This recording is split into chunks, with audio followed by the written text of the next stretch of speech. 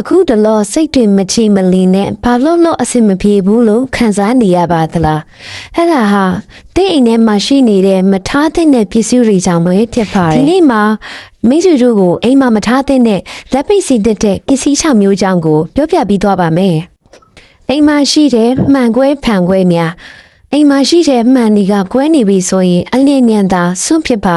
တံပိုးထားသုံးဆွဲနေတယ်ဆိုရင်ဒီမှန်ခွဲဟာတင်းရဲ့ကန့်ကိုစိုးစီပါလိမ့်မယ်ဘလောက်ပဲစီးပွားတွေရှာနေပါစေအဖက်မတင်တာအလုံးမဖြစ်တာတွေကိုဖြစ်စေနိုင်ပါတယ်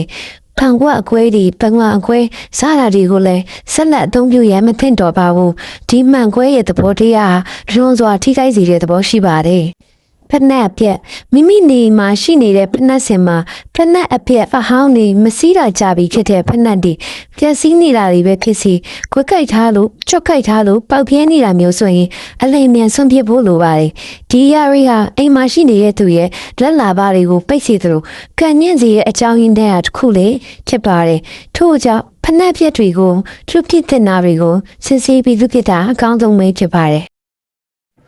စုပ်ပြင်းနေသောအဝတ်စားများတောင်းမှာအကုတ်လူမှာအဝတ်ဆိုသလိုအဝတ်စားတွေဆိုတာလေအင်မတန်မှအရေးကြီးလာတဲ့ခစီတစ်ခုဖြစ်ပါတယ်တချို့ဆိုရင်အမတ်တရဝတ်စားဆိုတိုင်းစီထိုက်ကြပါတယ်ဒါပေမဲ့မိမိတို့နေ့စဉ်ဝတ်ဆင်နေတဲ့အဝတ်စားတွေဟာမိပေါက်နေတာတွေချွတ်ကိုက်နေတာတွေမှုဆွဲနေတာတွေဆိုရင်အဝတ်စားတွေဝတ်ဆင်ဖို့လုံးဝမသင့်ပါဘူးဒီလိုဟာအလိုလိုခညံ့စီနေသလိုကြာရှိမှကျမ်းမာရေးရလေချူချလာစိတ်ကထမှုထိုဝတ်တွေကိုစွန့်ပစ်တတ်ပါတယ်စက်ပစ္စည်းအဟောင်းများစက်ပစ္စည်းတို့ရဲ့တဘာဝအတိုင်းအချိန်ကြာရှည်စွာသုံးဆွဲလာရင်ခက်စီမှုဆိုတာဖြစ်လာပါတယ်။တစ်ခါတလေမှာပြင်ပြမယ်ဆိုပြီးတိမ့်တမ်းပြီးတဲ့စက်ပစ္စည်းတွေကကြာရှည်လာတဲ့အခါမှာတတိမထားမိပဲခုထိခိုက်စေပါတယ်။စက်ပစ္စည်းအပြက်တွေကအိမ်မှာရှိနေတဲ့အိမ်ရစီပွားရေးကိုတော့ခက်ခဲစေပါတယ်။အိမ်ရလူတွေစိတ်တဘောထားမတိုက်ဆိုင်တာတွေမကြခဏစကားများရတာတွေနဲ့စီးပွားပြည့်စုံတဲ့အရာမျိုးထိဖြစ်စေတာမို့စက်ပစ္စည်းအပြက်တွေကိုပြစ်လိုက်တာအကောင်းဆုံးပါပဲ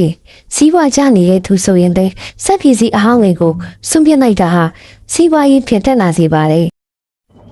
ဟိုအပဲ့များအိုအပဲ့ဆိုတာတောက်ရီအိုဖယားဖောင်းအိုထမင်းအိုဟင်းအိုပန်းအိုစသဖြင့်အိုးများတွေပဲ့နေတာတွေပျက်စီးနေတာတွေကိုပြောတာပါတောက်ရီဟိုဖဲကိုဆက်ပြီးသုံးနေတာဖယားပန်း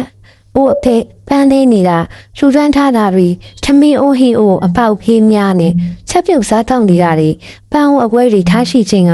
မိမိရဲ့အပေါ်မှာများစွာထိခိုက်စေပါတယ်ဒါရီယာအိမ်နောက်ရေးခွဲရတာအချီရေးအစိမကြီးဖြစ်ရတာအိမ်တွင်းရေးမတည်မငြိမ်ဖြစ်ရတာတွေကိုဖြစ်စေတဲ့သဘောတည်းရှိတာမို့မိမိအိမ်မှာဒါရီရှိရင်အမြန်ဆုံးဆွန့်ပြတ်လိုက်ပါ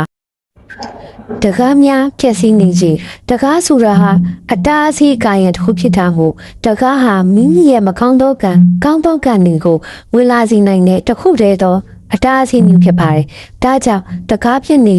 ဖန်တီးပြီးအသုံးပြုနေတာထက်တင်လေးတာတွေပြုဖြစ်မှုတွေကိုတိကျပြုလုပ်တာမျိုးပြုလုပ်တင်ပါတယ်။ဒါမှတင်မရှိတဲ့မကောင်းသောကံတွေဝင်မလာတော့ပဲအတားအဆီးဖြစ်ရှိတာစိတ်အေးချမ်းစွာနေနိုင်တော့မှဖြစ်ပါတယ်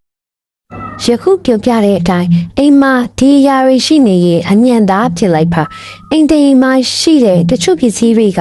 အိမ်မှာရှိတဲ့လူတွေပေါ်မှာအမျိုးမျိုးသောနိလန့်နေခိုက်စေတတ်တဲ့သဘောရှိပါတယ်တတိမမကုမမီတတိမူကမိမုံနာမီဆိုတဲ့စကားတိုင်းမိမိအိမ်မှာရှိနေတဲ့အရာတွေကိုတတိထားနိုင်အောင်မကောင်းတဲ့အရာတွေဖယ်ရှားနိုင်ဖို့ဖော်ပြပေးလိုက်ခြင်းဖြစ်ပါတယ်ဤယာရီအိမ်မှာရှိနေရင်တော့ကျမကြီးတွေချူချလာမယ်အိမ်မှာရှိတဲ့မိသားစုတွေစိတ်ဝမ်းကွဲစေမယ်စီးပွားမဖြစ်တာတွေခြာတက်တယ်စိတ်အေးချမ်းစွာမနေရဘူးမိသားစုတွေအထူးထူးမရှိပဲခွဲနေရတတ်ပါတယ်ဒါကြောင့်ဒီအရာလေးတွေကိုစွန့်ပစ်လိုက်ပါဘုဒ္ဓတရားရမယ့်အကြောင်းအရာလေးတွေကိုတင်ဆက်ပေးမှာမို့လို့ channel လေးကိုလည်း like and subscribe လေးလုပ်ထားပေးကြပါအောင်ရှင်